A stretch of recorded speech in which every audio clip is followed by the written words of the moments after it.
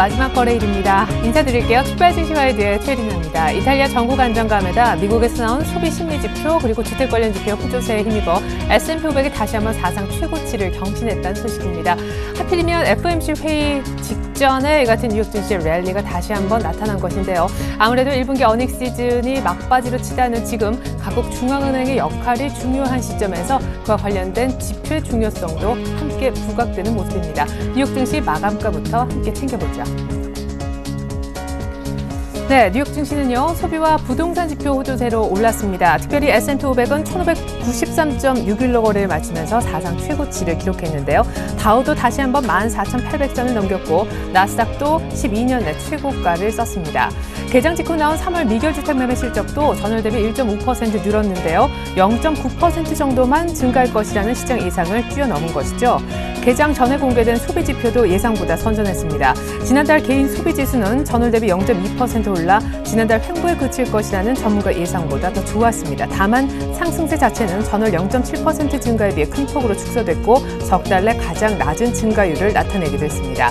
이탈리아 정치권의 대연정 합의 소식이 있었던 유럽 증시는 역시 큰 폭으로 올랐는데요. 프랑스는 1.5% 뛰어넘어 마치기도 했습니다. 물론 미국의 지표 개선도 유럽 증시 부양에 도움이 됐죠.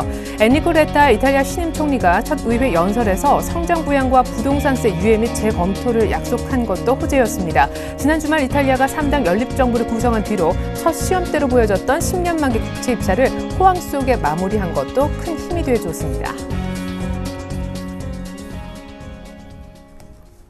네, 이어서 출발 증시와이드 일부의 주요 코너들 소개해드립니다.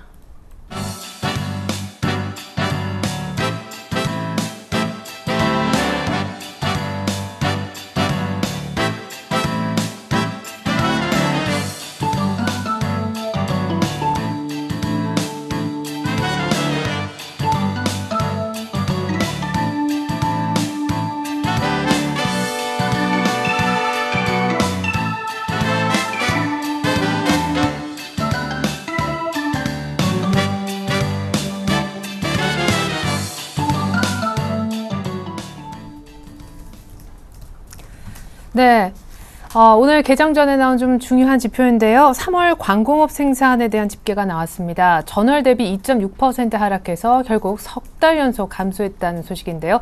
전월 대비 감소폭이 2.6%라는 것은 1년 내 최대폭 감소라고 합니다. 한국은행 금통위 이전에 여러 가지 이번에 금리 인하 관련해 역시 이 여권하고 한국은행하고 의견들이 좀 갈리고 있는데 이런 지표가 또 어떻게 작용을 할지 모르겠습니다. 3월 관공업 생산이 전월 대비 2.6% 하락해 석 달 연속 줄어들었다는 점 다시 한번 개장 전에 나온 속보여서 알려드렸습니다. 자, 조금 전에 출발 증시와이드 일부의 주요 코너들까지 보셨는데요. 이제는 시초가 공략주 알아보겠습니다. 4월 마지막 거래 공략 종목은 어떤 것일까요? 메리츠 정금증권 강정호 부장님 안녕하세요. 네, 안녕하세요. 네, 무엇보다 전일 공략 종목이었던 테라세미콘 AS부터 들어봤으면 좋겠는데 안타깝게도 손절 라인을 터치를 했더라고요. 네, 시초가 대비해서 3%, 마이너스 3%가 손절로 이제 패로 처리됐고요. 테라세미콘은 어제 일단 원시적으로 손패였고 또 손절로 하는 게 맞다라고 좀 보여지는데요. 일단 뭐 추급적으로 조금 하락세를 좀 보였고 기술적 지표도 좀 음봉기를 출현하면서 주가가 밀리는 모습을 보였습니다. 테라세미콘 다시 한번 투자 포인트를 말씀드리면 그 OLED 투자의 수혜, 삼성 디스플레이 그 OLED 투자 계획이 좀 지연됐습니다만 올해 삼성반도체가 중국 시안에 낸드 공장을 건설할 계획으로 있고 이 반도체 열 처리 장비에서 독점적인 MS를 차지하고 있는 그런 회사입니다. 그래서 반도체의 증책 장비를 준비하고 있는 부분이 긍정적이고 이 OLED 패널 업체인 일본과 중국 패널 업체보다 기술력으로 좀 우위에 있는 회사인데요. 전체적으로 올해 실적 대비해서는 29,000원대 밸류에이션 매력이 좀 가능한 그런 종목으로 볼 수 있는 상황이고, 하지만 지금 현 주가 수준이 PER 11배 수준이기 때문에 다소 2014년도 대비해서 이제 2014년까지 올해 실적 대비 50% 이상의 영업 실적 증가를 전망하고 있습니다만, 약간의 좀 지난 내년도까지의 밸류에이션은 29,000원까지는 볼 수 있다고 말씀드렸습니다만, 일단 원시적으로는 매도하시고요. 다시 한번 어떤 조정 패턴을 좀 보이고 주가가 어디서 지지하는지 확인해보고 과신 종목으로 계속적으로 보시기 바라겠습니다. 네, 자 지금까지는 한 11전 가운데 5승 정도가 되는데 오늘 시초가 공략 종목은 어떤 종목인지요? 네, 오늘 시각보시는 디스플레이텍을 제시하도록 하겠습니다. 디스플레이텍은 그 LCD 모듈과 개발, 제조, 판매를 주요 사업으로 영위하고 있고요. 제품의 대부분이 그 이동통신 단말기 제조사에 공급되고 있습니다. 뭐 MP3라든가 PDA, DMB 폰, 내비게이션, 넷북, 게임기 여러 가지 공급 중에 있고요. 휴대폰 시장의 성장에 따라서 그 이동통신 단말기용 LCD 모듈에 주력하고 있는 그런 회사라고 보시면 되겠습니다. 수사 포인트는 세 가지를 줄 수 있는데요. 첫 번째는 삼성전자의 스마트폰, 보급형 스마트폰 확대 수혜를 줄 수 있습니다. 이 보급형 스마트폰 시장이 지금 성장하고 있고, 삼성전자의 보급형 스마트폰의 판매가 좀 호조를 보일 것으로 전망하고 있는데, 이 가격 경쟁력 확보를 위해서 이 보급형 스마트폰의 디스플레이로 LCD가 채용되고 있습니다. 이 스마트폰용 LCD 모듈을 삼성전자에 납품하고 있는 디스플레이 되게 수혜가 좀 기대되고 있는 상황이고요. 물량 증가가 이제 판매 단가의 상승에 동반되면서 내외형적인 성장을 좀 시현될 것으로 전망되고 있고, 이 스마트폰의 디스플레이 면적이 커지고 이 피치폰 대비해서 매출 비중이 확대되고 있기 때문에 이 OEM 대비 ODM 매출 비중이 높은 디스플레이 텍의 매출 증가가 좀 긍정적이다라고 보시면 되겠고요. ODM 말 그대로 디자인과 개발, 생산까지 전 공정을 디스플레이 텍이 한다라고 보시면 되는 그런 상황이라고 보시면 되겠습니다. 그래서 1, 4분기도 양호한 실적을 전망되고 있고 2분기부터 이 개발 완료된 신제품의 양산이 시작되면서 성장이 좀 본격화될 것으로 전망을 하고 있습니다. 두 번째는 실적 호전과 외국인 기관 순매수를 줄 수 있는데요. 올해 실적은 지난해 대비해서 매출액은 50%, 영업이익은 70%, 순이익은 75% 증가할 것으로 전망되고 있습니다. 올해 예상 EPS가 1,803원이고 현주가 PER 6배 수준입니다. 보수적으로 보더라도 PER 10배 적용 시에 18,000원대 밸류에이션 매력이 있고, 최근에 IT 부품주들을 정말 보수적으로 본다면 14,000원대까지 밸류에이션 매력이 있는 종목이기 때문에 디스플레이텍을 오늘 제시해드리겠고요. 3월 4일부터 외국인 기관 각각 전일까지 39만 주, 59만 주까지 좀 수매수를 보이고 있는 부분, 이런 부분들을 투자 포인트로 제시하도록 하겠습니다. 네, 신고가 내고 있는 LCD 모듈 장비업체 디스플레이텍이 오늘 시초가 공략 종목이었습니다. 강정우 부장님 설명 감사합니다. 네, 고맙습니다.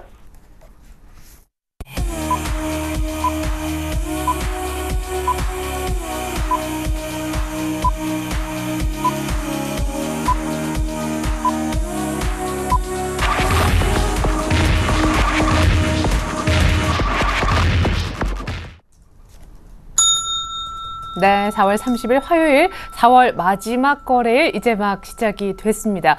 전일 코스피는 자동차주가 실적 발표 이후 좀 선전을 하긴 했지만 역시 외국인들의 매도가 이어지면서 1940선 겨우 지키는 데 만족해야만 했었죠. 하지만 코스닥은 이 거래일 연속 사상 최고치 4년 9개월의 최고치를 경신하는 모습이 있었습니다. 자, 중요한 일정을 앞두고 내일은 우리 근로자의 날 관련해서 일단 주식시장은 쉬게 되는데요. 오늘 어떤 모습으로 개장하고 있을까요? 출발 상황 분석에 도움 말씀 주실 두 분의 전문가부터 만나봅니다. 먼저 유스탁의 유창희 대표님 나와주셨고요. 이어서 골든이글 투자자문 정태근 팀장님도 소개해드리겠습니다. 안녕하세요. 네, 반갑습니다. 안녕하십니까? 네. 자, 유 대표님, 전일은 조금 눌렸지만 많은 폭 밀리진 않았습니다. 오늘 출발 상황은 괜찮네요. 네, 지금 한 0.3% 상승을 해서 1947포인트 정도에서 주가가 형성되고 있습니다. 1950포인트 추가적인 회복에 대한 기대감이 작용하고 있고요. 오늘 해외 증시처럼 우리나라 증시가 반응을 한다라면은 1960포인트, 121선도 한번 노려볼 수 있지 않을까라는 생각을 하고 있는데, 일단은 그 좀 장을 좀 지켜봐야 되지 않을까 생각을 좀 하고 있고요. 차트적으로 본다라면 일단 우리나라 시장이 오늘 내일 휴장이기 때문에 오늘하고 내일 미국하고 유럽의 가장 큰 이벤트가 있죠. 그래서 그런 부분에 대해서 먼저 선 반영할 것인지 아니면 한번 확인을 좀 하고 나서 모기를 반영할 것인지 여부에 기로에 놓여 있다라고 보시면 될 것 같고요. 차트적으로도 일단 본다라면은 일단 1950포인트를 중심으로 해가지고 예전에 이 자리가 지지가 됐던 자리죠. 지난 2월 달하고 3월 초 중순, 그리고 그때는 지지가 됐던 자리인데, 이번에 4월 달은 이 자리가 저항으로 반대로 작용하고 있다는 부분들에서 여기서 일단은 3일에서 4일 정도 저항대를 돌파시키려고 하면서 기간조 단기로 줬기 때문에 충분히 돌파가 가능하다는 부분들, 그렇다면은 추가적으로 2000포인트까지도 올라갈 수 있는 길목이 될 수 있다는 거 체크하셨으면 좋겠고요. 그래서 일단 좀 긍정적으로 시장을 좀 바라보셨으면 좋겠고요. 시가총액 상위 종목을 좀 보신다면 전체적으로 지금 삼성전자라든지 현대차, 현대모비스, 기아차, LG화학 모두 고르게 강세를 좀 띄고 있다는 부분들. 신한지주만 어저께 실적 장 끝나고 나서 실적이 좀 좋지 않게 나왔죠. 그러다 보니까 1.5% 정도 하락을 하고 있고, 뭐 SK텔레콤 같은 경우는 이제 통신주가 어저께 지난주 금요일에 또 많이 올랐기 때문에 단기적으로 좀 기간 조정을 쉬어가고 있다는 부분들 뺀다라면은 기타 뭐 IT 업종이라든지 철강, 뭐 운수 장비 모두 고르게 상승세를 보여주고 있다는 부분들 고무적이라고 볼 수 있겠고요. 투자 종합을 좀 보신다면은 일단 외국인 같은 게 여전히 아직까지 유가증권 시장에서 한 70억 정도 매도가 나오고 있고요. 선물 쪽에서는 한 200계약 정도 매수가 들어오고 있는데, 일단 어저께 외국인이 프로그램 쪽을 통해 가지고 소폭이나마 매수가 들어왔었어요. 물론 일별로 친다라면 어저께도 역시 외국인이 한 1,700억 정도 매도가 나왔지만은 프로그램 쪽으로 해서는 한 300억 정도 매수가 들어왔다는 부분들. 그렇다면 만약에 우리나라가 21선, 제가 계속 말씀드리지만 21선 거의 안착에 성공했다라고 지금 개인적으로 생각을 하고 있기 때문에, 이게 만약에 확인이 되는 자리라면 오늘 같은 경우는 외국인 매수가 조금 유입이 기대가 될 수 있다는 부분들 열어놓고 시장을 대응하시면 좋지 않을까 생각을 좀 하고 있습니다. 네. 자, 이번엔 일본 니케이 좀 상황을 살펴보고자 합니다. 니케이가 어떻게 출발하고 있는지 저희가 화면으로 좀 보여드릴 거고요. 일본 관련해서 좀 지표들이 나와서 속보로 역시 좀 준비를 해봤는데, 3월달 먼저 산업 생산이요. 전월 대비 소폭은 줄어들었다고 합니다. 0.2% 정도 줄었는데, 가계 지출은 그렇지만 1년 전 같은 기간보다 무려 5.2%나 급등했다는 소식이 들어와 있습니다. 가장 좀 지켜볼 만한 대목인 것 같은데, 석 달 연속 오르고 있고 일본에 드디어 소비가 좀 진행이 되고 있다는 소식이고요. 실업률은 4.1% 소폭 정도 감소를 해서 안정화되고 있다고 합니다. 자, 이렇게 해서 일본 관련된 속보도 좀 전달을 해드렸습니다. 이번에는요, 코스닥의 출발 상황 보겠는데, 사실입니까? 570선에 네, 출발. 오늘 507선 회복하면서 이제 출발을 하고 있습니다. 드디어 보여주네요. 예. 상당히 그 507선 상당히 어려운 지수였는데요. 오늘 좀 그 회복을 하면서 이제 출발을 하고 있습니다. 어제 같은 경우에 뭐 0.5% 정도 강보합과 마감을 했었는데, 오늘도 마찬가지로 갭상승 출발을 하게 되면서 570.24포인트 현재 출발을 하고 있습니다. 자, 지금의 상승이 계속해서 이어지고 있다는 부분들 상당히 긍정적으로 봐도 되겠지만, 한 가지 받쳐야 될 부분은 항상 말씀드리지만은 코스닥 같은 경우 수급이 언제든지 받쳐줘야 된다는 부분들을 계속 좀 상기를 하셨으면 좋겠습니다. 그리고 최근에 강세를 보이고 있는 업종들, 그리고 코스뿐만 아니라 코스닥 쪽도 주도 섹터는 분명히 나와야 된다는 부분들도 조금 상기를 하시는 게 좋을 것 같아요. 그래서 IT 부품주 쪽, 특히나 코스닥 같은 경우는 IT, 코스피도 마찬가지겠지만 코스닥도 IT 부품주라든지 그리고 주도 섹터가 나와야 된다는 부분들은 언제든지 맞는 소리가 아닌가 그렇게 말씀 한번 드려보고 싶고요. 자, 그러면서 수급 한번 연결해서 살펴보게 된다면은 어제 같은 경우 외국인과 기관 쪽에서 소폭 매수에 나섰습니다. 장 초반 같은 경우에는 조금 매도 출발했었지만 장 후반 쪽에서 76억 그리고 37억 정도 매수 마감이 됐고요. 하지만 아침 쪽에서는 어제와 마찬가지로 또 매도 출발을 하고 있습니다. 외국인들이 25억 정도 그리고 기관이 16억 정도 현재 매도 출발을 하고 있고요. 개인들이 59억 정도 현재 매수 출발을 하고 있다는 부분이 특징적으로 볼 수 있을 것 같습니다. 어제도 그 외국인과 기관 매도 출발했었기 때문에 장 후반 쪽에도 마찬가지로 매수로 전환이 되는지 여부 한번 체크를 해보시는 게 좋을 것 같고요. 매수 전환이 되게 된다면은 충분히 570선 위에서 마무리가 될 가능성이 있지 않겠나 이렇게 말씀 한번 드려보도록 하겠습니다. 자, 업종도 한번 살펴보도록 할게요. 자, 코스닥 같은 경우 업종이 지금 현재 어제와 마찬가지로 통신 서비스라든지 음식료 담배 업종이 현재 좀 강세를 좀 보이고 있습니다. 음식료 담배 업종이 지금 현재 1% 넘는 상승 출발을 현재 하고 있고요. 통신 서비스가 0.9%, 의료 정밀 기기 섹터가 0.73%, 일반 전기전자가 0.6% 정도 현재 상승 출발을 하고 있고요. 최근 SK 브로드밴드가 상당히 강한 상승세를 보여주고 있는데 통신 방송 섹터도 현재 0.5% 정도 강보합권 출발을 하고 있습니다. 자, 시가총액 상위 종목들 한번 살펴보도록 할게요. 자, 시가총액 상위 종목들도 지금 현재 전체적으로 상승 출발을 하고 있는데요. 서울반도체가 1%, SK 브로드밴드가 1.36%, 태광이 1.14%, 삼광밴드가 1.09% 정도 현재 상승 출발을 하고 있고요. 지금 오늘 아침 쪽에 유럽의 레미케이드 특가가 6개월 연장이 됐다는 소식이 나왔는데 현재 셀트리온이 0.6% 정도 현재 약보합권 출발을 하고 있습니다. 잠시 후 이 내용 좀 짚어드리도록 할 거고요.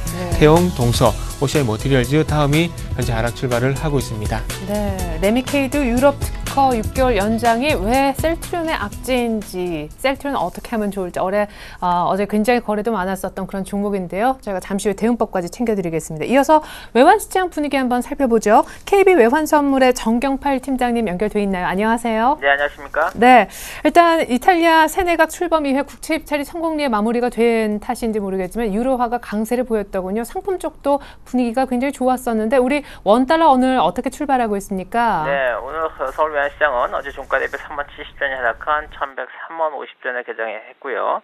개장 이후 1104원 50전까지 상승했습니다만 다시 하락하면서 1103원 20전에 현재 거래가 되고 있습니다. 지난밤 여기에 시장에서부터 오늘 개장까지 달러원이 하락 압력을 받게 된 것은 유로화의 강세가 상품 시장의 강세를 유발하면서 이를 반영한 상품 통화들의 강세가 원화의 동반 강세로 이어졌기 때문입니다. 유로 달러는 미 경제 지표의 혼조세와 또 이탈리아가 정치적인 안정을 되찾으면서 자금 펀딩의 비용이 하락한 점이 반영되면서 1.3116달러까지 상승했고요. 글로벌 달러가 약세를 보임에 따라서 달러화로 표시되는 상품 시장이 강세를 보이면서 상품 관련 주식과 상품 통화 그리고 아시아 통화들이 연쇄적으로 강세 압력을 받았다고 보겠습니다.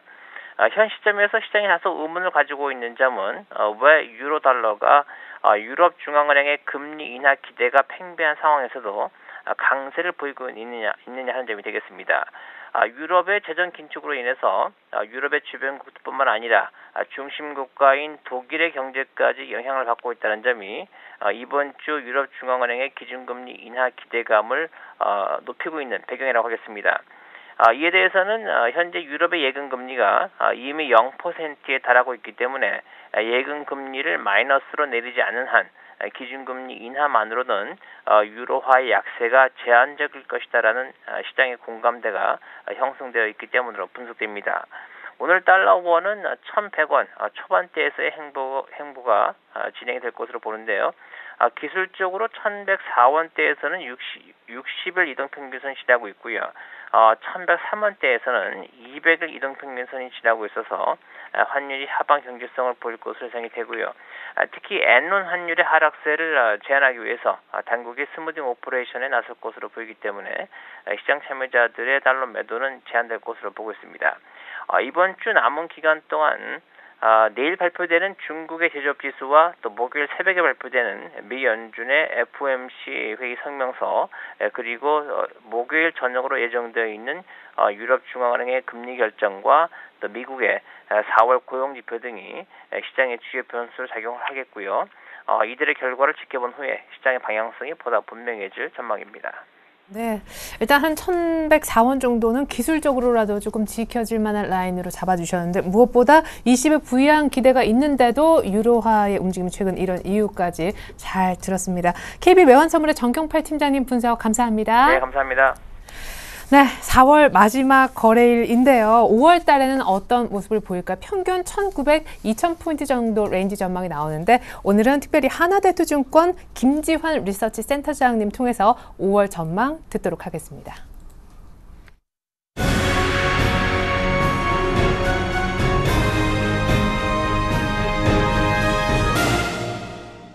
네, 지금 5월 중에 종합주가 지수는 2030 정도까지 상승할 수 있지 않을까라고 예상하고 있고요. 그 다음에 코스닥 시장은 540에서 590포인트 정도 밴드를 예상을 하고 있습니다. 통상적으로 최근 몇 년간 5월달에 유독 시장이 좀 부진했었는데요.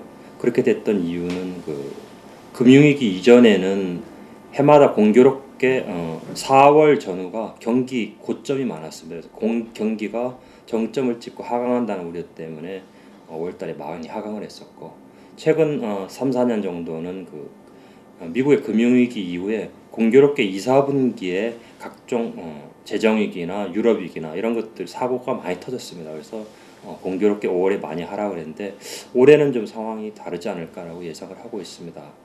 기술적으로 보더라도 금년 들어서 시장이 올랐다가 하락하는 것이 아니고 지금 4월까지 계속해서 약세를 보여왔었기 때문에 기술적으로 보다도 상승할 수 있는 데다가 펀더멘털 측면에서 보면은 미국의 경기 지표가 좀 좋아지고 그다음에 ECB가 금리를 인하하는 결정을 할 가능성도 있고, 그래서 이런 요인들을 감안하면 5월 달은 예년과 달리 상승적으로 나타나지 않을까라고 전망하고 있습니다.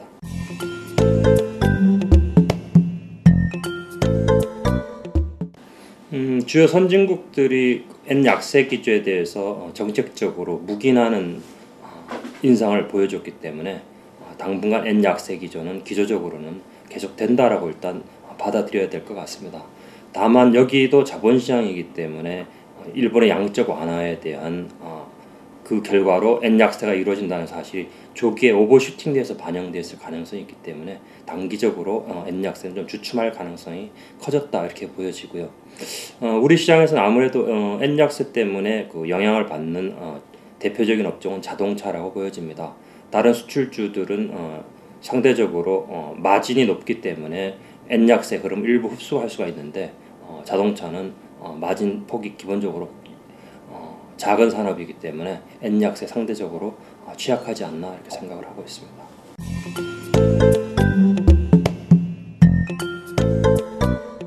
미국은 저성장 체제는 유지되겠지만 올해는 완만하게 회복하는 기조로 가고 있다. 그리고 금융정책이 양적 완화를 통해서 경기를 부추기는 방향으로 가고 있기 때문에 주식시장 기조는 괜찮을 것이다 이렇게 생각이 되고요. 반면에 중국 경제는 여전히 둔화 기조를 보이고 있는데, 그렇다 하더라도 7% 중반 정도는 지켜내지 않을까라고 생각을 하고 있어요. 최근에 중국의 경기 하강이 거의 막바지에 이른 것 아닌가라고 생각이 되고 있습니다. 머지않아서 5월 중에는 미국의 고용시장에서의 반등 신호가 예상이 되고 있고요. 그 다음에 ECB도 금리를 현재 0.75에서 한 차례 인하하지 않을까라고 예상해서 경기 측면에서 주식시장에 대해서는 조금 긍정적인 신호가 5월 달에는 나타날 거다 이렇게 생각을 하고 있습니다.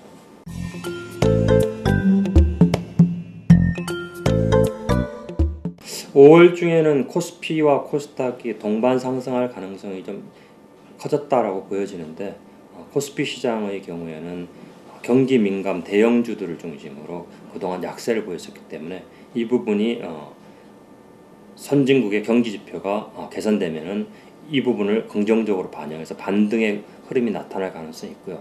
반면에 코스닥 시장은 현재 상승세를 보이고 있습니다만 기술적으로 보더라도 주요 이동 평균선들이 정배열을 하고 있습니다. 그래서 금융위기 이후에 장기적으로 진행되던 박스권을 상향 탈출하는 상승 흐름이 예상된다 이렇게 보여지고요. 굳이 짧은 기간을 놓고 종합주가지수와 코스닥 시장을 비교하면은 단기 상승폭은 종합지수가 조금 크지 않을까라고 5월은 예상을 하고 있습니다.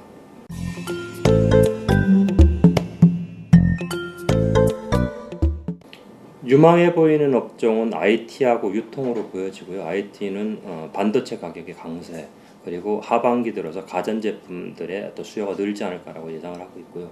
유통은 지난해 부진했습니다만 최근 소비가 회복되는 조짐을 보이고 있어서 긍정적이다라고 생각이 되고요. 반면에 대형 산업재, 소재 섹터들은 주가가 많이 빠져서 신저점을 형성한 것들에서 기술적 반등은 나오겠지만 업황이 장기 전망이 아직 밝지 못하기 때문에 반등 수준 이상은 아닐 거다라고 예상을 하고 있습니다.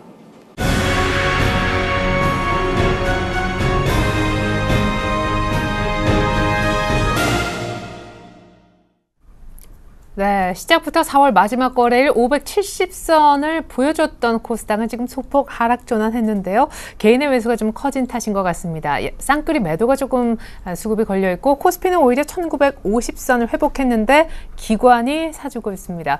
자, 이번에는 장 내부로 들어가서 특징적인 종목과 종목군의 움직임 파악해보도록 하겠습니다. 먼저 거래소 쪽인데요.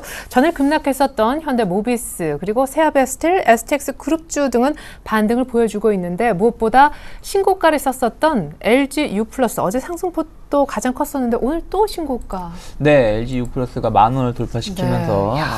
통신주 중에서는 SK텔레콤에 이어가지고 두 번째 대장주로 나가고 네. 있는 것이 아닌가. 무슨 얘기냐면 SK텔레콤 같은 경우는 신고가 연출하고 있지만서도 최근에 올라온 거는 기존에 빠졌던 걸 다시 주가가 회복하는 수준에서 고점을 이제 겨우 돌파시키는 모습이었다라면은 LG U 플러스 같은 경우는 먼저 올라오고 고점을 돌파시키면서 올라오고 있었다는 것이죠. 그래서 지금은 한 달 전에는 SK텔레콤이 대장주였고 지금 LG U 플러스가 대장주 역할을 하고 있고요.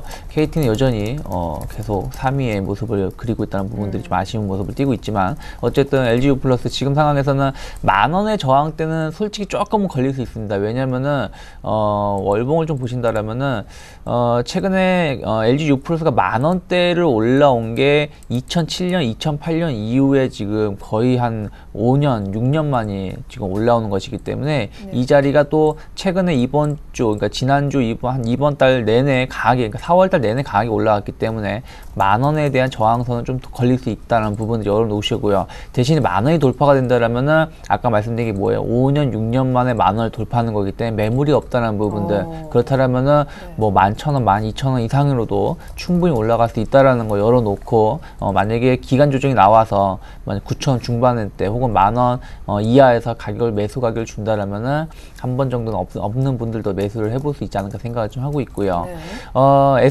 STS 그룹 같은 경우가 오늘은 그래도 좀 반등을 보이고 있다는 부분들, 그렇다고 해서 뭐 반등이 엄청나게 많이 올라오는 건 아니다는 부분들 좀 체크하셨으면 좋겠고, STS 조선해양만 한 2% 정도 상승을 좀 보이고 있지만 뭐 큰 의미는 없다라는 부분들 열어놓고 대응하셨으면 좋겠고요. 세아제강 같은 경우가 이제 오늘 포스코가 이제 어저께인가요? 발표를 했죠. 그러니까 오늘 11만 주인가 11만 6천 주를 보유 지분을 갖고 있는데 이거를 전량 블록드 매각을 하겠다. 근데 중요한 건 뭐냐면은 현재, 그러니까 어저께 가격 대비해서 10% 이하로 할인해가지고 매각을 하겠다 이게 나오다 보니까 오늘 급락이 나왔습니다. 그래서 10만 3천 원 출발을 했다가 네. 지금 낙폭을 빠르게 회복을 시키면서 다시 10만 7천 원, 10만 8천 원대로 올라오고 있는데 일단은 뭐 추가적으로 10만 원을 깨기는 힘들 것 같다. 왜냐면 어저께 11만 3천 원이기 때문에 10% 할인이라 그러면은 10만 원 이상에서 매각을 하는 거기 때문에 그 이슈가 좀 해소가 된다라면은 다시금 좀 주가는 긍정적인 모습을 띌 수 있고요. 오히려 포스코가 이 회사를 매각을 뭐 한다라면 그걸 또 인수하는 회사가 있기 때문에 뭐 그걸로 인해서 오히려 주가는 다시 올라올 수 있다는 부분들 열어놓고 대응하셨으면 좋겠고요.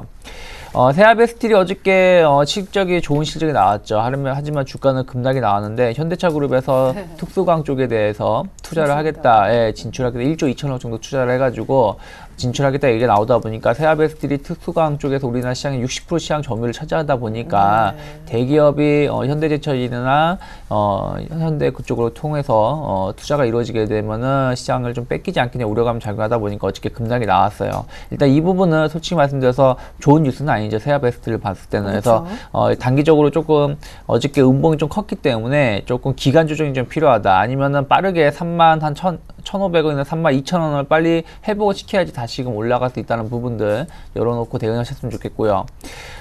금융주를 조금 보셨으면 좋겠는데 신한지주 같은 경우가 이제 실적을 발표를 했죠. 근데 좀 좋지 못했어요. 근데 어저께 이미 주가가 좀 1차 부분 반영을 했던 부분들이 있고요. 오늘 같은 경우도 하락 주반 3%대 하락 낙폭을 키우면서 출발을 했지만서도 일단 낙폭을 줄이고 있다는 부분들, 일단 저점에 대한 지지력을 좀 테스트하고 있다는 부분 열어놓으셨으면 좋겠고, KB금융 같은 경우도 어윤대 회장이 이제 물러나겠다 100기를 들었죠. 그러다 보니까 그게 단기적으로 호재를 작용한 것 같아요. 근데 일단 뭐 주가 반등도 그렇게 강하진 않다는 부분들 보시면서 일단 오늘 같은 경우는 코스피 시장, 그러니까 코스닥 시장 같은 경우는 좀 하락 전환했다는 부분도 570포인트를 찍고 좀 밀렸지만은 뭐 그 부분이 그렇게 나쁜 모습도 아니라는 부분도 열어놓으시고, 오히려 최근에 보면은 뭐 최근뿐이 아니죠. 우리나라 시장 자체가 코스닥이 좋으면 코스피가 떨어지고 코스피가 좋으면 코스닥이 떨어지고 미국하고 다르죠. 미국은 같이 올라가는데 그래서 그러한 부분을 띄고 있기 때문에 오늘 만약에 이러한 장세가 움직인다면 코스피 중심으로 좀 대형주 중심으로 해가지고 주가 반등은 좀 더 나올 수 있다는 거 열어놓고 대응하시면 좋지 않을까 생각을 하고 있습니다. 네. 자, 이번에는요, 코스닥 쪽에 있는 특징주 한번 살펴보겠습니다. 전일 거래가 아주 많았던 셀트리온부터 시작해 볼 텐데, 아까 유럽 얘기 뭐 더 해주신다고 그랬잖아요. 레미케이드? 이게 유럽 특허가 6개월 연장되는 게 왜 셀트리온한테는 악재인지, 레미케이드가 뭡니까? 네. 일단 레미케이드 같은 경우에 그 오리지널이라고 보시면 될 것 같아요. 그러니까 우리나라 시중에 나와 있는 약들 같은 경우에 복제약이라는 얘기를 많이 하지 않습니까? 그래서 1차적으로 레미케이드, 그러니까 오리지널 약이 먼저 나오게 되면은 그로 인한 어떤 복제약, 바이오시밀러 시장이 이렇게 연결이 되는데 1차적으로 이 레미케이드 시장이 먼저 형성이 되고 난 이후에 복제약이 형성되는 것이 상당히 많습니다. 근데 최근에 신약 개발과 관련해서 상당히 레미케이드 관련해서 얘기가 상당히 많은데요. 일단은 레미케이드 같은 경우에 존슨앤존슨이 그 유럽 특허를 6개월 동안 연장한다는 얘기가 나오고 있습니다. 그래서 당분간 존슨앤존슨과 셀트리온의 어떤 경쟁 구도가 좀 6개월 정도 미뤄졌다 봐야 될 것 같은데, 이게 왜 악재냐면 일단 레미케이드에 대한 어떤 그냥 오리지널 신약이죠. 오리지널 신약에 대한 특허가 끝나야지 바이오시밀러 복제약이 출시가 될 수 있는데 이 레미케이드 특허가 6개월 더 연장이 되게 되면서 바이오시밀러 복제약이 출시할 수 있는 기간이 또 밀렸다는 겁니다. 그러니까 그러면 셀트리온 측에서 뭐 준비한 램시만가 이게 이 뒤에 이제 바이오시밀러로 준비하고 있었던 거예요? 그렇죠. 그래서 레미케이드 특허가 2014년도에 끝나게 되면은 그 뒤를 준비해서 동유럽 쪽에 바이오시밀러 복제약을 판매하려고 현재 준비를 하고 있었는데 연장으로 해서 어떤 6개월 판매가 이제 미뤄졌다는 겁니다. 그래서 실제로 최근에 그 바이오시밀러 임상 실패 뭐 이런 얘기가 나오게 되면서 이런 우려감이 나오고 있는 상황 속에서 이런 복제약 출시까지 늦어지게 된다면은 아무래도 악재가 될 수밖에 없겠죠. 하지만 최근에 어떤 악재가 많이 컸던 거에 비해서는 낙폭은 조금 그래도 작다고 봐야 될 것 같습니다. 현재 2.3% 정도. 최근에 이때까지 있었던 건 뭐 여러 가지 설들이라든가 그런 것 때문에 였는데 오늘 이거는 진짜 좀 악재가 아닌가, 펀더멘털적으로 그런 생각이 들거든요. 펀더멘털뿐만 아니라 실적에도 영향을 미칠 수가 있겠죠. 어떤 전략적으로 노릴 수 있는 방법, 그러니까 최근에 셀트리온이 악재가 상당히 많았었기 때문에 여기에 대한 돌파구가 어떻게 본다면 바이오시밀러 복제약에 대한 빠른 승인이라 봐야 될 것 같은데요. 이 부분이 좀 이 부분이 연기가 됐기 때문에 아무래도 셀트리온은 악재에 겹쳤다고 보는 게 맞지 않는 생각을 하고 있습니다. 자, 일단은 뭐 그 동유럽권 어떤 특허에 대한 부분들 그대로 유예가 되고 있기 때문에 판매만 연장이 됐기 때문에 실질적으로 큰 영향은 없을 거라고 현재 회사 측에서는 얘기를 하고 있다가 나오고 있습니다. 하지만 중요한 건 여기에 대해서 회사 측에서 나온 설명만큼 얼마만큼 신뢰를 시장에서 해주냐가 상당히 중요할 것 같은데요. 오늘 뭐 급락이 나오지 않는 거 보니까 그렇게 시장에서 크게 문제 삼지 않고 있다고 좀 봐야 될 것 같은데요. 향후에 그렇다고 하더라도 이런 그 연기로 인한 어떤 매출 감소분에 대한 부분들을 얼마만큼 시장이 다시 한번 반응을 하느냐가 앞으로 좀 중요하지 않겠나 생각을 하고 있습니다. 자, 그래서 향후에 레미케이드에 관한 소식들은 또 추가적으로 한번 보시고요. 그리고 바이오시밀러에 대한 어떤 유럽뿐만 아니라 아시아 쪽하고 미국 쪽에도 이제 진출에 대한 얘기가 나오고 있기 때문에 그 부분도 영향이 있는지 여부도 한번 같이 좀 체크를 해봐야 될 것 같습니다. 네, 그리고 이제 오늘 상한가 치는 종목과 하한가 치는 종목을 좀 알아보겠는데, 상한가 간 종목이 3-4개죠. 예. 오늘 신규 상장을 했는데 삼목강업이라는 종목이 신규 상장이 됐습니다. 이 회사 같은 경우에 자동차 부품주고요. 좀 구체적으로 말씀드려보자면은 자동차용 서스펜션 스프링을 현재 주로 생산을 하고 있습니다. 그러니까 자동차 운전하신 분들은 잘 아시겠지만은 어떤 노면의 충격을 방지하기 위해서 어떤 스프링 같은 그런 부품들이 들어가면서 충격 흡수를 한다는 건 잘 아실 거예요. 그래서 여기 관한 부품들을 현재 생산을 하고 있는데요. 전체적으로 말씀드렸듯이 스프링에 관한 코일 스프링이라든지 격판 스프링이 전체 매출의 현재 90% 넘는 매출이 현재 발생을 하고 있습니다. 그리고 중요한 것은 이 매출의 80%가 현대기아차에 현재 집중이 되어 있고요. 그래서 아무래도 오늘 상한가 간 이유가 최근에 완성차 업체, 그러니까 현대차, 기아차가 최근에 반등을 주고 있다는 그런 프리미엄이 오늘 좀 작용을 한 것이 아닌가 좀 생각이 되고 있습니다. 만약에 완성차 업체가 지금 시기가 안 좋았다면은 이 종목도 조금은 안 좋아질 가능성이 상당히 좀 크다고 봐야 될 것 같고요. 그래서 어쨌든 1차적으로는 상장 프리미엄이 좀 부각이 되고 있는데요. 이 회사가 지금 현재 안산 공장이어서 제2공장을 현재 증설을 했습니다. 그러니까 이 증설을 했는데 어쨌든 그 부품 수요를 맞추기 위해서 증설을 했는데, 만약에 국내 자동차 시장이 1차적으로 먼저 위축이 되게 된다면 이 증설이 도리어 독이 될 가능성이 상당히 큽니다. 그래서 향후에 현대기아차가 얼마만큼 생산 설비를 늘려가느냐에 따라서 이 회사의 어떤 증설이 약이 될 수도 있고 독이 될 수 있기 때문에 네. 이 증설이 앞으로 어떤 영향을 미치냐에 따라서 삼목강업의 주가의 향방이 좀 결정이 되지 않겠나 생각을 하고 있습니다. 그래서 삼목공업 같은 경우에도 매출의 80%가 현대기아차이기 때문에 현대기아차의 주가 흐름 좀 더 이후에 좀 체크를 해보시는 게 좀 낫지 않나 이렇게 말씀 한번 드려볼게요. 자, 그러면서 KC 요 종목은 이제 하한가에 진입을 했는데 오늘 나온 뉴스 한번 좀 보도록 할게요. 일단은 감자를 결정했다는 소식이 나오게 되면서 지금 급락을 하고 있는데 지금 최저가가 251원 정도 형성이 되고 있는데 이전에 또 이창희 대표님 한 말씀 생각나네요. 부도 차트 그런 얘기 생각이 나는데 이렇게 악순환이 좀 되는 것 같아요. 1차적으로 요거 분명히 이거 가격이 계속해서 좀 하락을 하고 있다 보니까 주가가 하락을 하고 있다 보니까 1차적으로 감자를 통해서 그러니까 주식수를 줄인 다음에 그 주식수를 통해서 주가를 부양시키는 거죠. 근데 이 부양시키고 난 이후에 주가가 우상향한다면 괜찮겠지만은 감자를 결정하고 난 이후에도 주가 계속 빠진 경우가 많았습니다. 그러다가 주가가 계속해서 빠지고 그리고 완전 자본 잠식에 들어가게 되면서 부도가 나는 경우가 상당히 많았는데 KC 같은 경우에는 그럴 가능성이 제가 보기엔 충분히 좀 있을 것 같아요. 그리고 10분의 1 정도 감자 결정을 하게 되면서 주주들은 가지고 있는 주주 가치가 10%가 보통 감소하게 되어 있습니다. 그러니까 가만히 앉아서 10% 추가적으로 손실을 본다는 얘기죠. 네네. 그래서 이런 종목들은 지금도 마찬가지지만 앞으로도 계속해서 좀 조심해야 될 종목이 아닌가 이렇게 말씀 한번 드려보고 싶고요. 요거는 아쉽지만은 이런 말씀밖에 드릴 수밖에 없을 것 같아요. 팔 수 있으면은 팔 수 있는 게 가장 큰 최선이다 이렇게 말씀 한번 드려보도록 할게요. 네. 자, 그래서 마지막으로 JC 좀 볼 건데요.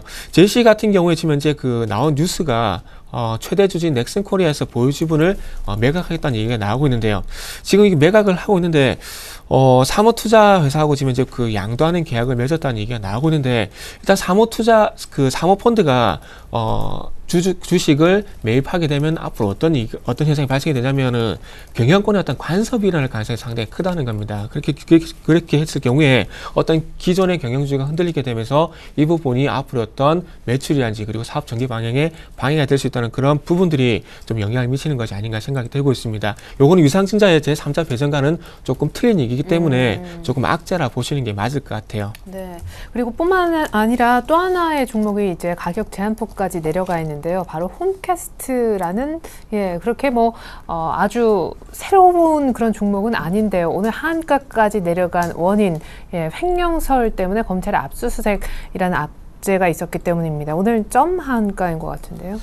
네, 참 어제까지 주가를 끌어내고 하루아침에 날벼락의 말이 이 종목이 좀 맞는 것 같아요. 네, 어제는 이렇게 급등해놓고 어제 그제 거래량 유발시키면서 급등시켜서 우상향할 것처럼 해놓고 갑작스럽게 경영진 횡령설 나오면서 하한가 가버렸는데요. 참 이런 건 어쩔 수가 참 없는 것 같아요. 그만큼 저희 전문가들도 마찬가지지만 개인 투자자분들도 그만큼 조심해야 될 부분이 아닌가 좀 생각이 듭니다. 네. 요거는 어쩔 수가 없을 것 같아요. 횡령설 얘기 나오게 되면서 이전에 또 어떤 종목이었죠? 하여튼 그런 얘기 나오면서 다시 거래가 정상이 됐는데 이 횡령설에 대한 어떤 구체적인 조회 공시가 이제 요구한 상황입니다. 그래서 지금 어쨌든 중요한 것은 이 조회 공시가 들어갔기 때문에 이 조회 공시를 통해서 횡령설의 어떤 부인에 대한 얘기라든지 이런 얘기가 1차적으로 먼저 나와줘야 거래가 재개될 수 있는 그러니까 적어도 거래가 되면서 매도할 수 있는 그런 현상이 좀 발생이 될 수 있을 것 같아요. 점한가 같기 때문에 이건 어떤 구체적인 대응을 할 수가 없고요. 조회 공시에 들어갔기 때문에 자 오늘 들어갔죠. 오늘 같은 오늘 3시까지인가요? 3시까지 어쨌든 조회 공시에 대한 답변을 해야 됩니다. 그렇기 때문에 답변이 나올 때까지 조금은 기다려 볼 수밖에 없다는 얘기를 들 수밖에 없을 것 같습니다. 네. 자, 오늘 아침 삼성전자가 1.6% 강한 가운데 코스피가 0.6% 좀 따라가는 형국이고요. 앞서 특징주로 짚어드렸듯이 LG유플러스가 4년 만에 주가 10,000원을 돌파하는 그런 날이기도 합니다. 자, 이어서 전일 수급 특징주 보고 오늘장 조언까지 확인합니다. 자, 전일 거래소 관련된 수급 특징주를 먼저 보시겠는데 저희가 좀 보기 편하게 방법을 조금 바꾸었습니다. 전일 외국인들이 팔고 산 종목을 1위부터 5개까지 5위까지 정리를 좀 해봤는데 가장 많이 정리한 것은요. 삼성전자와 자동차 쪽의 모비스와 현대차 그리고 실적이 그저 그랬던 신한지주와 NHN이었고 산 쪽은 코덱스 200과 SK이노베이션, 현대중공업 그리고 OCI를 매수했고요. 오늘 특별히 주가 10,000원을 돌파한 LG유플러스도 외국인들 관심을 5번째로 많이 보였습니다. 이어서 기관 중심으로 거래소 수급 특징주를 정리해보면요. 기관은 모비스를 역시 같이 좀 팔았고요. 현대중공업과 삼성중공업은 기관이 모두 정리를 했습니다. 어제 외국인은 약간 이쪽 중공업 쪽에도 SK이노베이션과 함께 매수세를 보였는데 이쪽에 매매 공방이 사고팔고 서로 물량 교환이 있었던 것 같고요. 자, 기관은 산 게 모비스는 팔았지만 기아차와 현대차는 또 샀네요. 삼성전자 매수했고 한국전력 샀고 또 코스피 200 편입 확정이 나온 이마트 어제 기관이 급등시킨 모양입니다. 자, 수급 특징주 한번 봤는데 어떻게 배워볼 만한 교훈? 팁, 오늘장 조언도 구합니다. 글쎄, 뭐 코스피 시장에서의 수급 특징주를 찾기에는 좀 의미는 없지 않을까 생각을 하고 있어요. 네. 그러니까 뭐 외국인이 파는 거 기관이 받아주는 거고, 그러게요. 기관이 파는 거 외국인이 받아주는 그런 좀 패턴을 보여주고 있기 때문에 뚜렷한 적은 없지만 그래도 그 와중에 우리가 찾아볼 수 있다는 것은 시장 자체가 제가 아까 아침에도 말씀드렸다시피 일단은 1960포인트 이상으로 갈 수 있다는 기대감, 4월달 저항으로 작용했던 1950포인트 돌파가 기대가 되고 있기 때문에 일단은 기술적 반등을 좀 더 추가적으로 노릴 수 있는 낙폭 가대 종목을 중심으로 좀 매수가 들어온 것 같아요. 그러다 보니까 뭐 기아차나 현대차 같은 종목군들 좀 매수가 들어온 것 같고, 그리고 이제 그래도 실적이 생각보다 좋게 나온 뭐 삼성전자나 뭐 LG U+ 같은 종목군들, 특히 코덱스 200 같은 종목군들도 역시 지수 상승을 조금 더 열어놓고 시장을 대응한 것이 아닌가 생각을 하고 있는데 이 와중에도 본다라면 여전히 뭐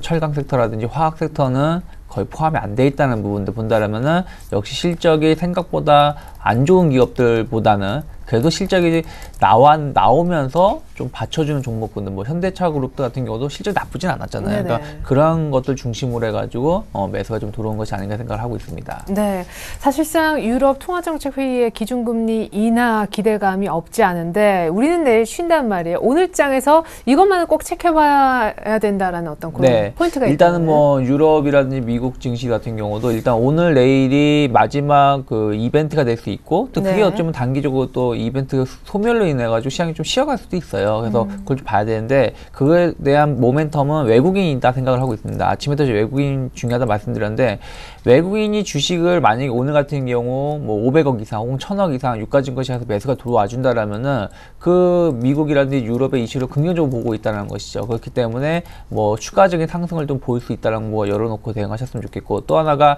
지금 계속 변곡자리라고 아침에도 말씀드렸는데 1950포인트 전후로 해가지고 많은 증권사들은 좀 조정이 나올 수 있을까 해서 예상을 하고 있는데 오히려 조정이 아니라 강하게 올라갈 수도 있다는 부분들, 그러기 위해서는 외국인의 매수가 필수다라는 거 체크하시면서 대응하셨으면 좋겠습니다. 네, 감사합니다. 이어서 전일 코스닥 수급 특징주도 준비했는데요. 자, 먼저 외국인 기준으로 정리한 것을 보여드립니다. 매도와 매수 종목이 1위부터 5위까지 나오고 있죠. 외국인이 가장 많이 산 종목이 셀트리온이었네요. 두 번째가 다음, 세 번째가 GS 홈쇼핑, 최근에 신고가고 오늘 CJ 오쇼핑도 좋은데 인터파크 네 번째, 다섯 번째로 바이오랜드 샀고요. 매도도 보시는 대로입니다. SM과 YG엔터도 첫 번째, 세 번째 종목으로 담겼군요. 자, 이어서 기관 기준 전일 코스닥의 수급 특징주입니다. 기관은 역시 GS 홈쇼핑 팔았고 서울반도체도 살짝 사고 팔고 하네요. 컴투스 팔기도 했습니다. 소폭이요. CJ E&M, 농우바이오 역시 매도 쪽에 있었고 매수한 종목 가운데 첫 번째 종목인 SK 브로드밴드, 그래서인지 전일 급등했습니다. 이지바이오와 KH바텍, 바이로메드, 윈스테크넷도 기관이 전일 산 종목이었군요. 자, 역시 오늘장 조언 그리고 수급 특징주 분석도 간략하게 들어보죠. 네, 수급 특징주 같은 게 코스닥 외국인 쪽 먼저 살펴보게 된다면 뭐 엔터 쪽 SM이라든지 YG 엔터테인먼트 관련주들 이제 팔고 있다는 게 특징적이고요. 그리고 매수 쪽 같은 경우 GS 홈쇼핑, 인터파크, 최근에 실적 얘기 나오는 종목들이죠. 어쨌든 코스닥 쪽도 외국인들은 실적이 받쳐준 종목들 쪽으로 매수를 하고 있다는 것이 특징적이라 봐야 될 것 같고요. 그리고 코스닥 같은 경우, 코스닥 기관 쪽 같은 경우에는 KH바텍, SK 브로드밴드 이 종목도 마찬가지로 지금 뭐 실적 얘기 나오는 종목들인 것 같습니다. 그래서 실적 얘기 나오긴 종목이긴 하지만 SK 브로드밴드가 상위 올라가 있다는 것은 리스크 관리도 동반적으로 하고 있다고 좀 봐야 될 것 같고요. 자, 오늘 제가 드리고 싶은 말씀은 코스피 강세 업종을 좀 살피자 이 얘기를 좀 드려보고 싶어요. 코스닥 쪽에 시가총액, 그러니까 특히나 경기 민감주 쪽에 대형주가 좀 강세를 보이게 된다면 외국인들이 제가 보기에는 뭐 일시적이든 장기적이든 코스피 쪽으로 옮겨갈 가능성이 상당히 좀 크지 않겠나 생각을 하고 있습니다. 하지만 그것이 아니라 코스피 쪽에 방어업 쪽에 강세를 보이게 된다면 수익률 게임 차원에서 코스닥 쪽으로 갈 가능성이 상당히 크고요. 그래서 어제뿐만 아니라 오늘 그리고 내일도 마찬가지로 코스피 쪽에 강세 업종을 보시면서 코스닥 쪽의 어떤 시세 동향을 좀 살피게 된다면 제가 보기에 좀 도움이 될 것 같습니다. 그래서 오늘 뭐 대형주들이 강세를 보이고 있기 때문에 코스닥은 오늘 시작할 가능성이 상당히 클 것 같아요. 그래서 내일 쪽도 마찬가지로 코스피 쪽에서 어떤 업종들이 강세를 보이는지에 따라서 코스닥의 어떤 대응 좀 동반적으로 하시면 좋을 것 같습니다. 네, 가장 좀 손쉽게는 방어주의 흐름이 조금 꺾이는 그런 시점에 코스피 쪽으로 모든 스포트라이트가 갈 수 있으니까 그 부분 염두하시고 투자하시면 좋겠습니다. 유창희 대표님, 정태근 팀장님 함께해 주셨는데 5월에 뵙겠습니다. 고맙습니다. 네, 감사합니다.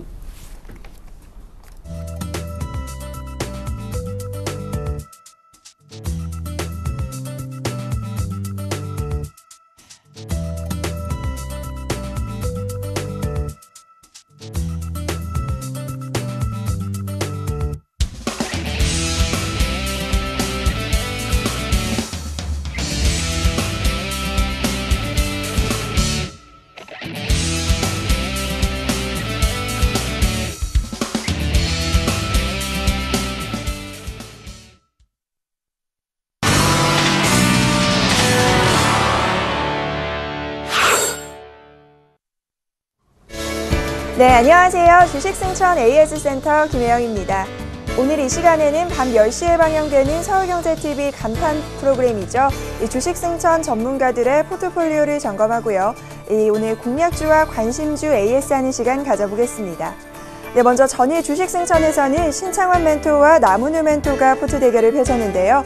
먼저 나문우 멘토의 포트폴리오 확인입니다. 나문우 멘토의 포트폴리오입니다. 현재 골프존이 9%대의 수익률입니다. 보유하자라는 의견 살펴주셨고요. LGU 플러스가 가장 큰 폭의 수익률 자랑하고 있는데 현재 17%대의 수익률입니다. 반면 대우 인터내셔널은 현재 편입 제외를 말씀하셨고요. 한전기술은 마이너스대, GS 리테일 역시 마이너스대의 수익률입니다. 다만 보유하자라는 의견 살펴주셨습니다. 이어서 GKL은 오늘 신규 편입한 종목으로 살펴주셨는데요. 현재 수익률은 마이너스 0.8입니다. 이어서 신창원 대표님의 이 포트폴리오 살펴봅니다. 네, 전체적으로 하락 흐름입니다. 9시 30분을 기준으로 저희가 수익률을 살펴보였는데요. 다만 전일에 비해 낙폭은 좀 줄인 모습입니다. 포스코가 마이너스 6%, LG화학이 마이너스 4%, 삼성 SDI가 마이너스 8%, 이어서 삼성전자 역시 마이너스 1%대입니다. 다만 의견은 보유하자라는 의견 살펴주셨습니다.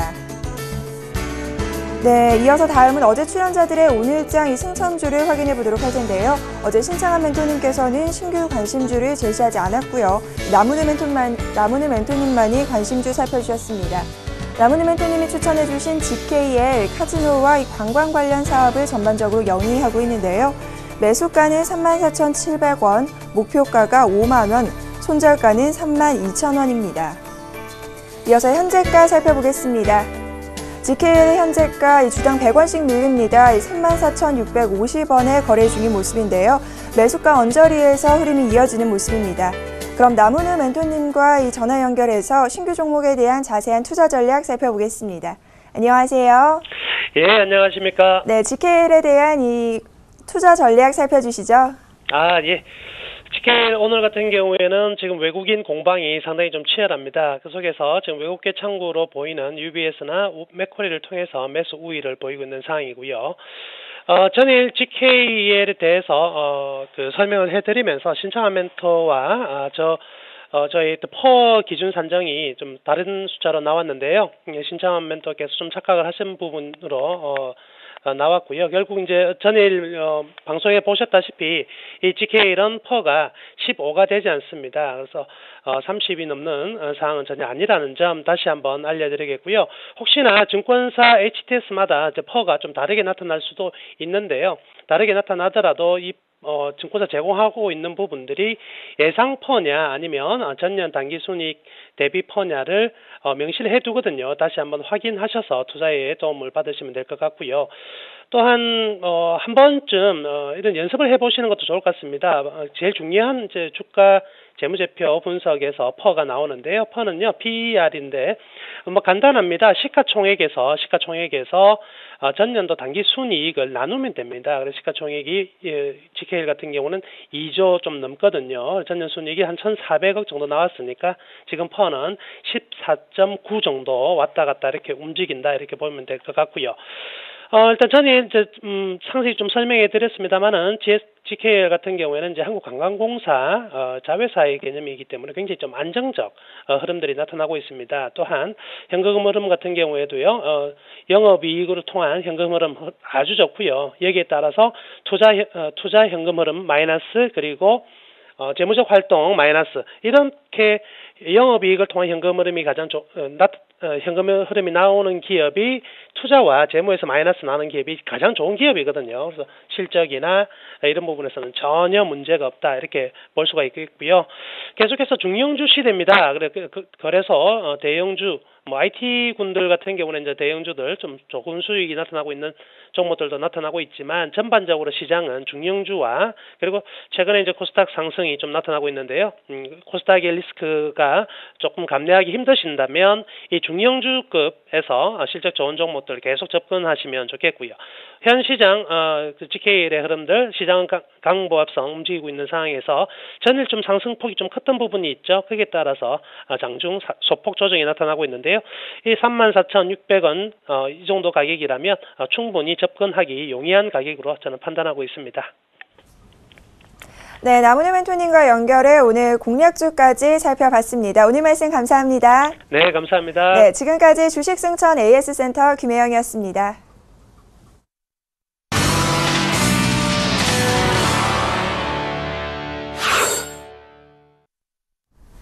네, 기관의 방어 덕분에 코스피가 4월 마지막 거래일 1950선을 되찾고 있습니다. 코스닥은 정말 거의 약 한 5년 만에 570을 터치한 그런 날이기도 한데요. 하지만 고점 부담 때문인지 코스닥은 파란불로 바뀐 지금입니다.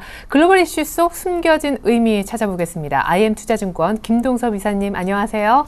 네, 안녕하세요. 네, 얼마 전에 금값이 1,350불 정도 갔을 때 단기 바닥 찍은 것 같다라고 하셨는데 이후에 금값은 계속 올랐고 향후에도 금값은 추가 상승할 것이다라는 전망들이 나오고 있습니다. 심지어 금값 만불 시대를 전망하는 곳도 있더라고요.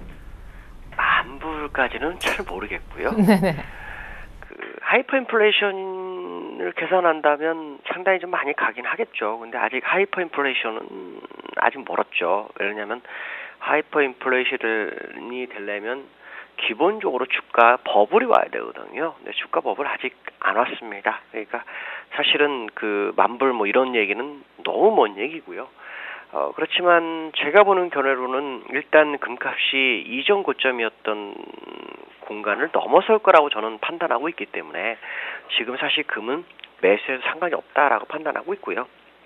시장에서는 이제 추가적으로 금값은 더 하락하기 어렵다라는 얘기를 좀 나오고 하고 있죠.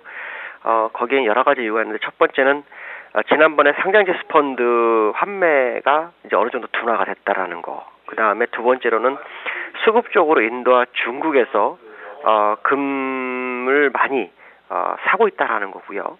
그 다음에 이제 중앙은행 쪽에서 각국 중앙은행이 달러를 너무 많다 보니까 달러의 위험을 회피하기 위해서 금을 좀 많이 사고 있다라는 것이 현재 수요로 굉장히 중요하게 작용하고 있는 것 같습니다. 제가 보는 견해로는 일단 금값은 계속해서 상승 추세가 될 확률이 높습니다. 일반적으로 주가가 올라가면 안전자산은 약간 내려오게 돼 있는 법이지만 지금은 그때와 달리 유동성이 시장에 너무 풍부한 상태이기 때문에 어떻게 보면 안전자산도 같이 투자를 할 수밖에 없는 그런 상황일 거다라고 보시면 맞지 않을까라는 부분을 말씀드릴 수 있고요. 추가적인 상승을 한번 기대해 볼 만한 자리에 있다라고 말씀드릴 수 있습니다. 네.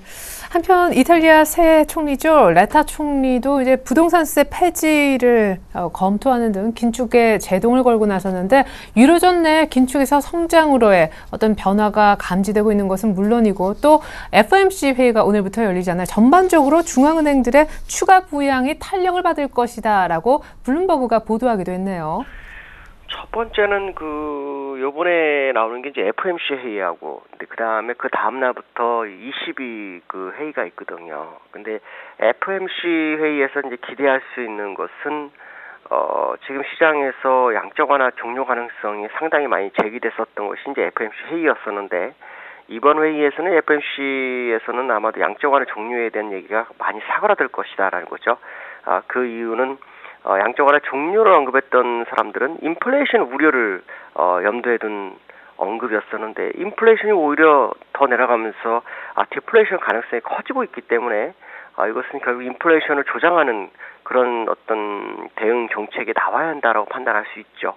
그렇다면 이번 FOMC에서는 양적 완화 종료에 대한 내용이 많이 줄어들면서 오히려 양적 완화를 좀 늘리자라는 어떤 언급이 좀 많이 시장에 나온다면 일단 시장은 기대치가 상당히 작용할 수 있다라고 보시면 될 것 같고요. 두 번째 ECB가 이제 굉장히 중요한 포인트가 될 것 같습니다. 왜 그러냐면 지금까지 유로존은 2008년 이후에 금융위기가 온 후 계속해서 긴축을 주장하던 그런 시점인데 만약에 이번에 그 시장에 이탈리아라든가 스페인이나 프랑스가 요구하는 것처럼 긴축을 벗어나서 성장 쪽에 방점을 찍게 된다면 유로존은 긴축을 접어버릴 수도 있는 그런 상황이다라고 보고 있습니다. 물론 완전히 접지는 않겠죠. 재정 건전성이 상당히 중요하다는 것을 그들이 항상 언급했던 부분이기 때문에 이런 부분을 온다면 긴축이 좀 약화되면서 성장이 매우 강화되는 그런 정책을 구사할 확률이 굉장히 크다라는 거죠. 특히 이탈리아가 이번에 그 레타 총리가 취임하면서 대연정을 구성했는데 그 시점에 중요한 것은 긴축보다는 성장 쪽에 아마 합의점을 찾고서 대연정을 했을 확률이 굉장히 높다는 거죠. 그렇다면 이탈리아뿐만 아니라 스페인도 역시 올해는 긴축이 없다라고 얘기를 하고 있는 것으로 봤을 때는 이번 20일을 통해서 그들의 의중이 정확하게 드러날 것이다라고 보면 맞을 것 같고요. 이번 20일에서 이제 금리 인하라든가 예금 금리 마이너스로 간다든가 이런 부분이 시장에 정확하게 나온다 그러면 향후 유로존은 긴축에 대한 부분이나 성장 쪽에 대한 얘기가 더 커지면서 시장을 새로운 방향으로 이끌어주는 중요한 분기점이 될 수 있다라고 보시면 될 것 같습니다. 네, 만약 이번 ECB에서 기준금리가 인하된다면 기준금리 단순 인하 이상의 의미를 가질 수 있겠다라는 생각해봤습니다. 사실 우리 5월 금통위 앞두고 우리도 기준금리 인하 압박이 정치권에서 상당하다고 하는데 그 얘기를 길게 들을 수는 없겠습니다. 다시 한번 기회가 있겠죠. 오늘장 조언 곧바로 좀 여쭤보겠습니다. 일단 지난번에 제가 말씀드렸던 지수는 1956포인트 돌파 여부 확인을 꼭 하십시오라고 말씀드렸는데 오늘 장중에 그 지점까지 갔다 온 걸로 지금 보이고 있거든요. 근데 제가 볼 때 그거는 사실 저항대라고 보지 않습니다. 그냥 단기적으로 올라가는 쪽으로 생각했었는데 오늘은 1969포인트에 60일선이 하나 있습니다. 여기까지 가주는지에 포인트를 맞추시면 될 것 같고요. 전체적인 흐름으로 보면 주식은 일단 바닥을 치고 가는 방향이 맞다라고 보시면 정확하지 않나 이렇게 판단하고 있고요.